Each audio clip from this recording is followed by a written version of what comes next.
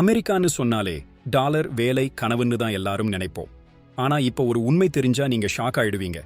அமெரிக்காவின் பவர்ல இந்தியர்களோட பங்கு எவ்வளவு தெரியுமா?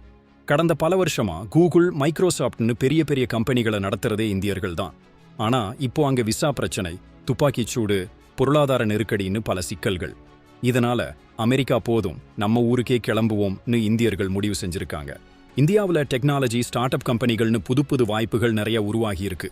கூடவே நம்ம ஊரு குடும்ப பாசம், நல்ல சாப்பாடு, உறவுகள்னு எல்லாருக்கும் கிடைக்கிற வாழ்க்கை அங்க கிடைக்குமா? இந்தியர்கள் அமெரிக்காவை விட்டு வெளியேறினா அமெரிக்காவுக்கு பெரும் நஷ்டம் ஏற்படும். டெக்னாலஜி, மருத்துவத்துறைன்னு பல துறைகள் தடுமாறி போகும். அமெரிக்கா திணறி போனாலும் அவங்க கிட்ட வேற ஆப்ஷன்ஸ் இருக்கும். ஆனா இந்தியர்கள் இந்த முடிவை எடுத்தா அது நம்ம நாட்டுக்கு மிகப்பெரிய வளர்ச்சியை கொடுக்கும்.